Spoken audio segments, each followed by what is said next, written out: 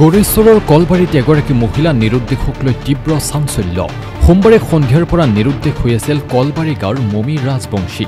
ঘৰৰ পিছফালৰ পথাৰত গৰু নিবলৈ আহি নিৰুদ্দেশ হৈছে মহিলাগৰাকী।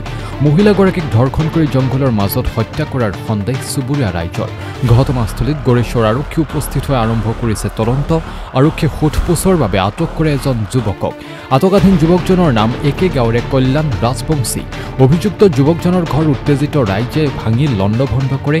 ধৃত যুৱকজন পূৰ্বৰে পৰা অঞ্চলটোত বিভিন্ন অপৰাধজনিত কাৰ্যত জড়িত। হাবিৰ মাজত আৰক্ষীয়ে স্পিনাৰ ডগ লৈ মাৰাথন অভিযান অব্যাহত ৰাখিছে।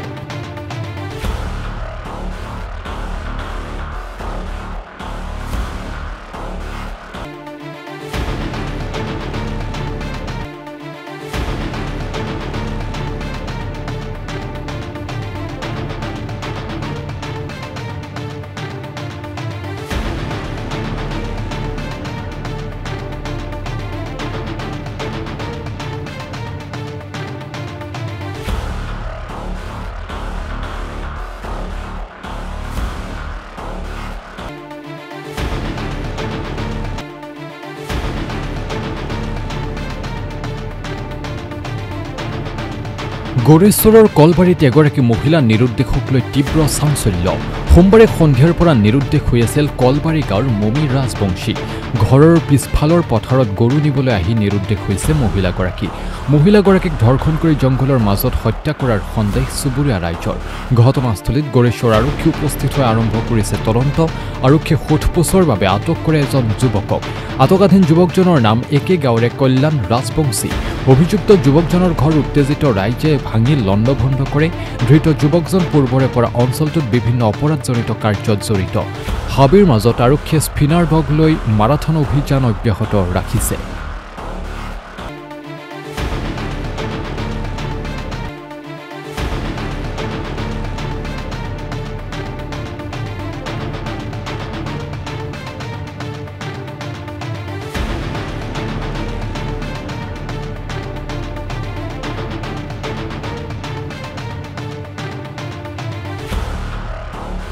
সঁচাকৈ মৰ্মাহত হৈছোঁ যে কলবাৰী গাঁৱৰ বাসীৰ কাৰণে এইটো এটা দুখ খবৰ।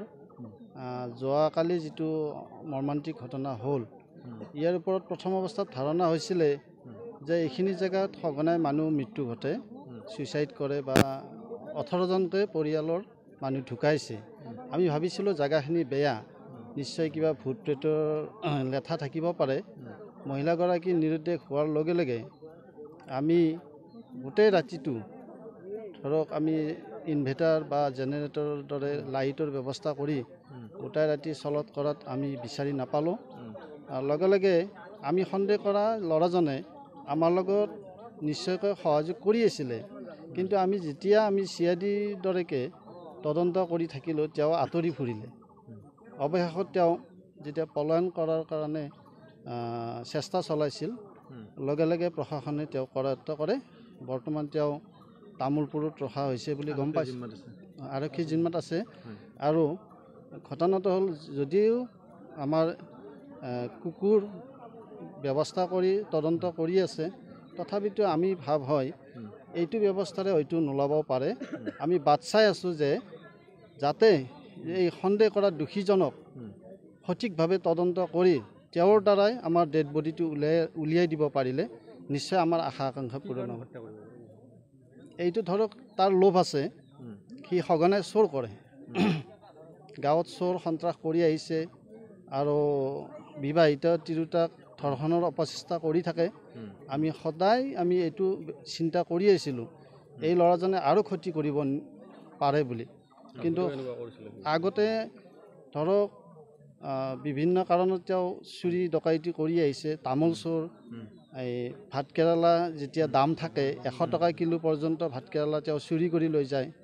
গতিকে তেওঁ চোৰ কৰে, সন্ত্ৰাস কৰে। আইনত আমি দিওঁ, কিন্তু আইনে হয়তো তেওঁক আচল যিটো পানিছমেণ্ট, এই পানিছমেণ্টটো জেল হাজতত দিব পৰা নাই।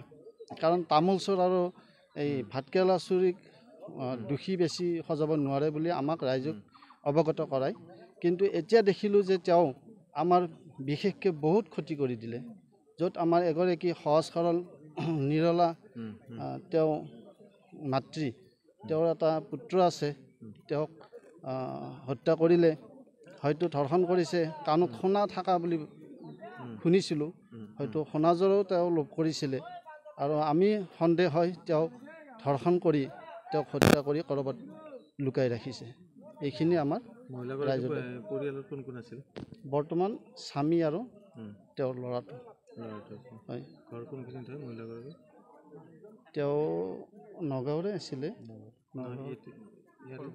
হয় কলবাৰী গাঁৱৰে কিন্তু তেওঁক নগাঁৱৰ পৰা অনা হৈছিলে আমাৰ সম্পৰ্কীয় নব হয় আমি এইটো কাৰণত খুব দুখিত হৈছোঁ আৰু এইখিনি তাৰমানে যোৱাকালি প্ৰায় 5:30 বজাত আনুমানিক আৰু আমাৰ নন্দী ৰাজবংশীৰ মানে ঘৈণীয়েক পত্নীজনীয়ে গৰু দিবলৈ আহিছিল ইয়াতে যেতিয়া আহি গৰু দেখিলে নেদেখিলে গম নাপালোঁ অলপ দেৰি হোৱাৰ কাৰণে গিৰিয়েকজন ঘৰত নাছিল আহি দেখিলে যে ঘৰত নাই নোহোৱাৰ কাৰণে সঘনে পটককৈ বস্তু লৈ আহিল তেওঁ আহি দেখিলে যে মিছেছ নাই তেতিয়া গৰুটো আছে গৰুটো লৈ পেলাই গুচি গ'ল গৰুটো লৈ গুচি যোৱাৰ পিছত ঘৰত যাই দেখিলে যে ঘৰটো নাই পুনৰবাৰ আহিলোঁ উভতি আহি তাত দেখিলে যে চেণ্টেলযোৰা পালে মিছেছৰ পাই চেণ্টেলযোৰ ল'লে লৈ আমাৰ মানুহবিলাক যোগাযোগ কৰিলে তেতিয়া আমি